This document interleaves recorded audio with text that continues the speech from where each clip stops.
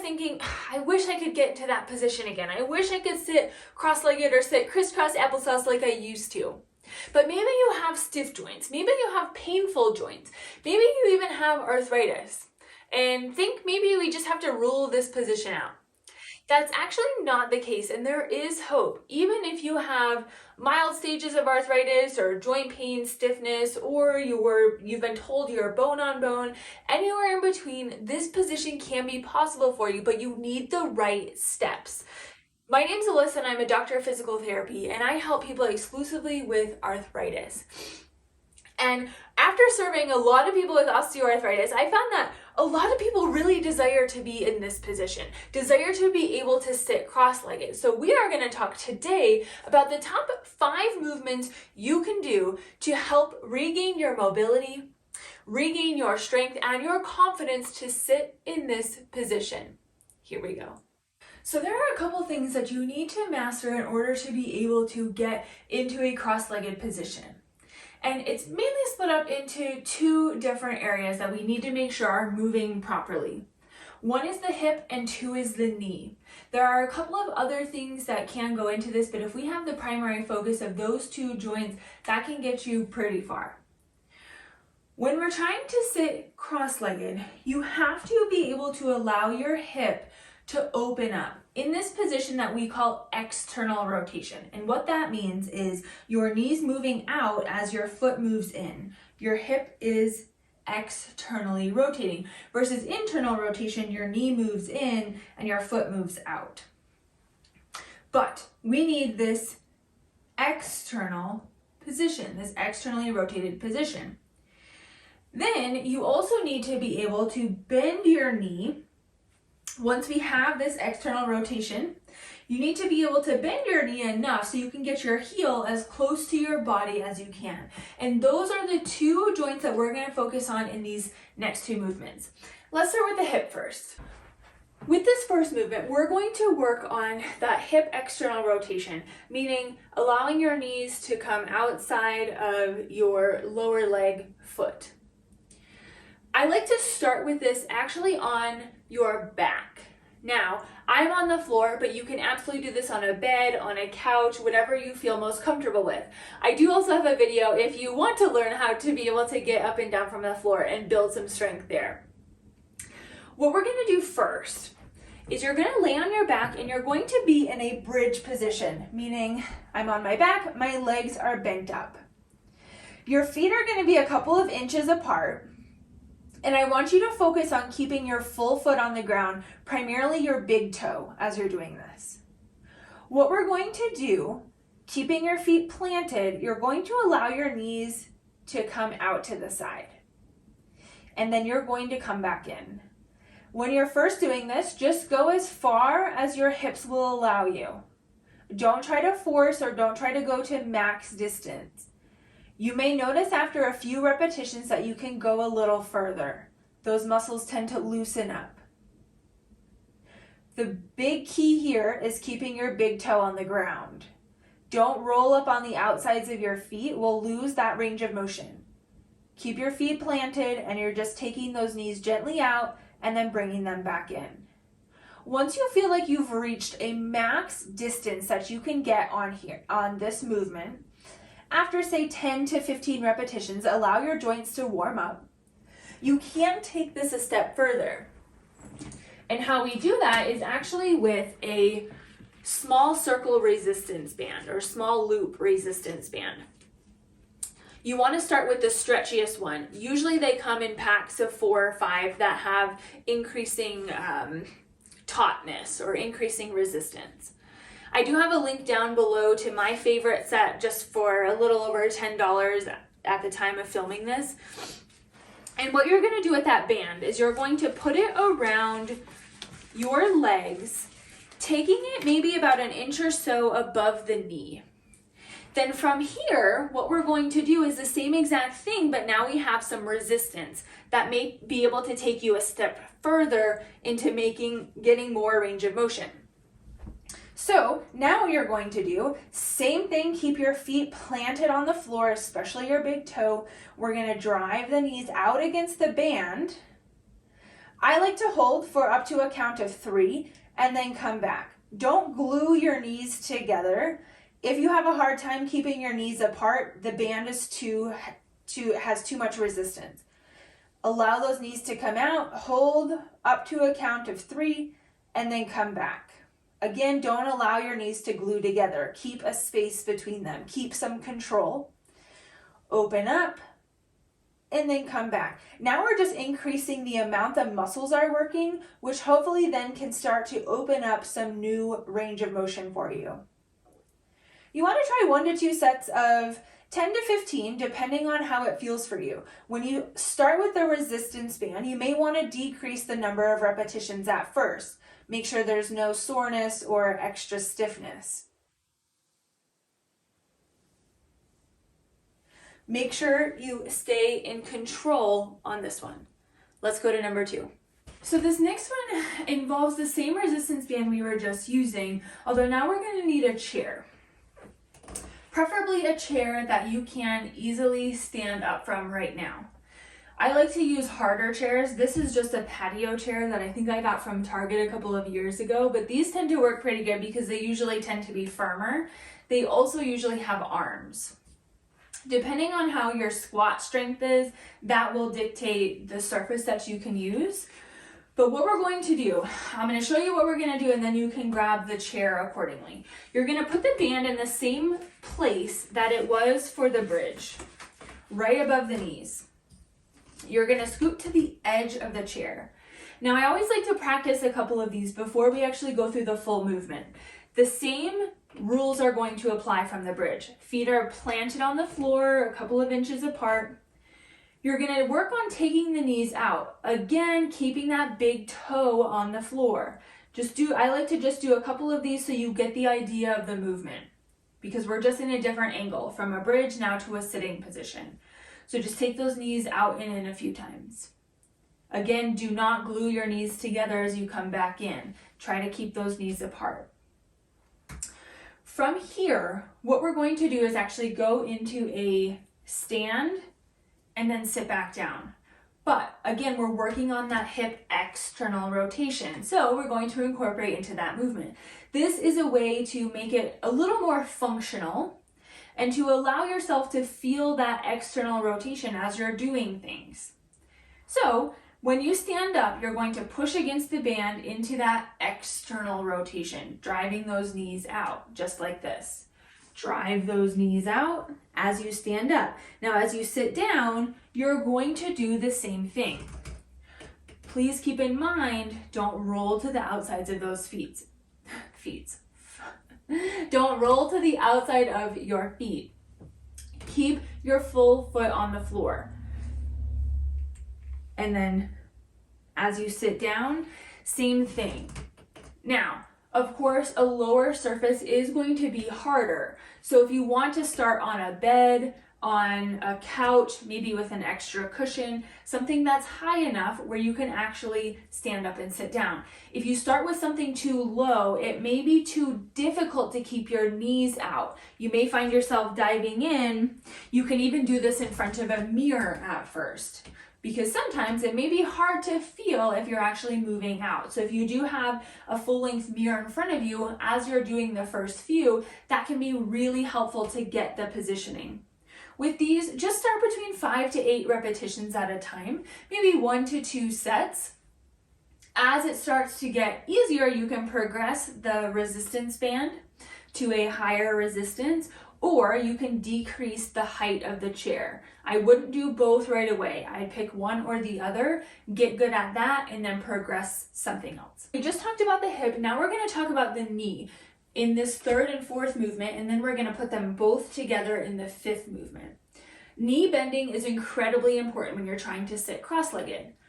You need to get a fairly deep knee bend that you don't typically get throughout the day. So it's important to practice this, especially if your knee is feeling very stiff, you have knee arthritis. This first movement, grab a chair that has an open underneath, meaning it's not a recliner or something that has a hard part right here that you can take your leg underneath this chair. Because this movement, I like to combine a straightening and then a bending so we can go through the full range of the bend. So what you're gonna do is you're just gonna slide your leg out. I like to point my toe up and just try to get your knee as straight as you can. We're not totally focusing on straightening, although straightening is important for a lot of other things. Now what I want you to do is you're gonna essentially slide your heel back as far as you can while maintaining it on the ground. That is key. So I'm gonna slide my heel back as far as I can while keeping it on the ground. Don't allow your heel to come up. See how you lose that range of motion? But if I keep my heel down, I have a much deeper range of motion. So don't allow that heel to come up. And then you're just gonna slide back out. Then you're gonna slide it back, drive that heel back. Again, we're not forcing anything. Start gently, start in a range of motion that feels comfortable, and then slowly just try to move that heel back a little bit more. And then you're gonna come out. I like to hold this position when you get to about the max bending that you can get right now. Hold that position just for a couple of seconds so your knee gets used to being in this position.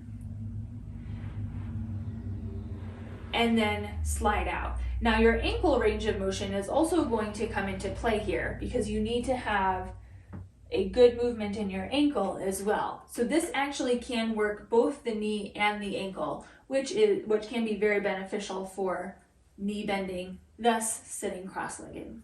Do anywhere between 8 to 10 reps of this, 1 to 2 sets a day.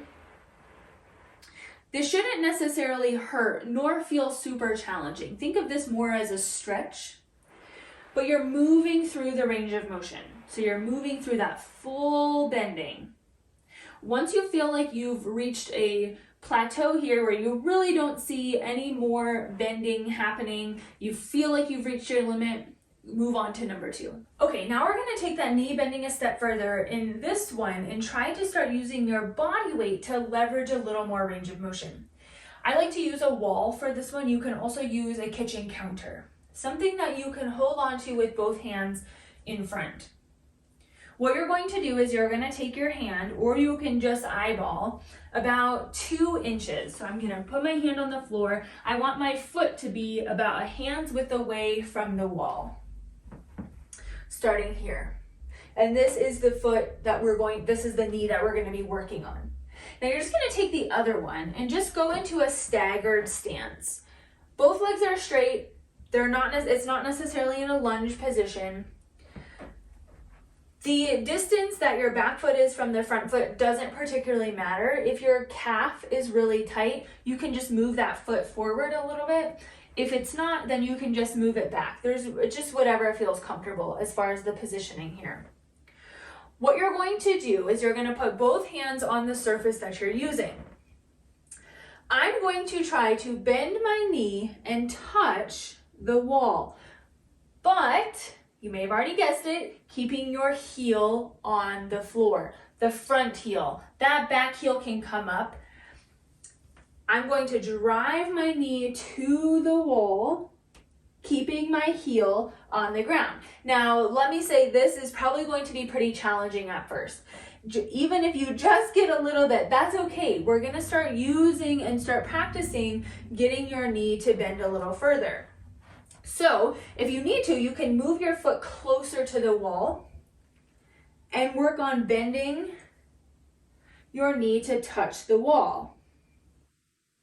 Again, manipulate that back foot wherever it feels comfortable, but I'm just trying to bend.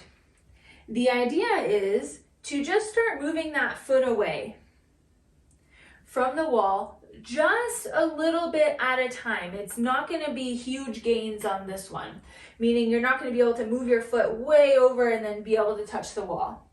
Ideally, you just want to be able to work to having your knee about a hand's width away from the wall, maybe a tad further, and still be able to touch the wall without any pain, significant pain. Again, this is also going to depend on your ankle range of motion. Notice how much my ankle is bending and how much my knee is bending. So this can actually work for both. For this one, I would just start with, again, those smaller ranges of about 5 to 8 repetitions. Start gentle and then start to push it a little more as you start to get more comfortable in that range of motion. 1 to 2 sets a day is usually good for this one. Okay, so now in this last movement, we're gonna put hip range of motion and knee range of motion together and start to practice so we're one step closer to sitting cross-legged. This next position is called a figure 4 position, and it's similar to probably what you may use to put socks and shoes on. It's essentially this position. But I'm gonna show you how to work up to this position because you notice my hip is in that externally rotated position. My knee is outside and my leg is inside. Also, you need some knee bend to get into this position. It's not quite as much as you need to sit cross-legged, but this is a great one to practice. Now, if that movement is hard for you, fear not, I'm gonna show you how to get better at it. Let's say I'm gonna work the right side. I'm going to straighten my left leg. I'm gonna take my right heel and cross it over the left. And what you're essentially trying to do is just allow this knee to relax into that externally rotated position. Then what we're gonna do is move your heel up the shin until you feel like you've hit the max range of motion that you're going to get right now. If you can get above the knee on the left side or on the side that's extended, what you can do is start bending that knee to get into a deeper stretch. But you can stop anywhere along the way.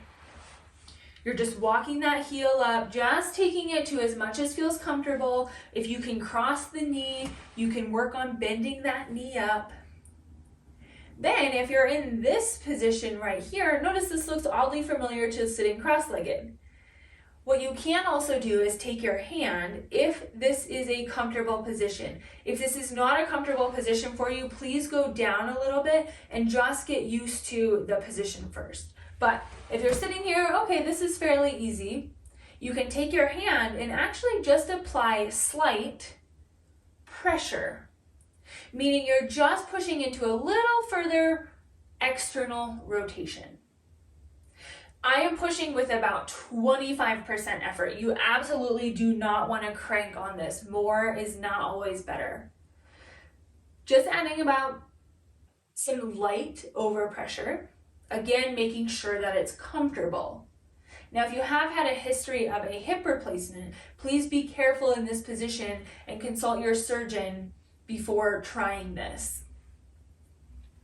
So stop anywhere along the way. You're just holding for about 20 to 30 seconds. And then you might notice that if we're down here, feels okay, I'm sitting for about 20, 30 seconds, you may start to notice that you can move it up just a little more. Sit here and then move it up just a little more. I'd maybe do 2 to 3 sets of this a day on each side. Again, this isn't necessarily an exercise, more of a stretch, but it's essentially getting your joints comfortable being in this position. It's time to get to work. Now you have 5 movements to help you get one step closer to sitting cross-legged. You may notice that your knee is stiffer or your hip is stiffer. Spend more time and focus more on those areas to get you closer. I want you to also know that none of these movements should significantly drive up pain. Trying to push through is not the answer. You have to listen to your body. The more irritation you create, the more you're going to backslide towards being able to sit cross-legged. So please keep that in mind. More is not always better. Also note that this is not something that you may notice significant changes in a couple of days. Depending on how stiff your joints are, how irritated your joints are, this may take you a little longer. Some people are going to progress quicker than others, but I want you to know that this may take a couple of weeks, and it takes consistency. So don't give up too quickly. I mean, a lot of people who don't see any changes in the first day or two and then stop doing it. These things require consistency. At least dedicate yourself over the next 4 to 6 weeks if this is something that you seriously want to be able to do again. There are also many other possibilities if you have arthritis, many other things that you can do. Being able to go up and down the stairs effortlessly or like you used to, being able to get down on the floor and stand back up without having to worry if you're going to be stuck on the floor. Being able to bend down into a squat, into a low cabinet or cleaning, etc.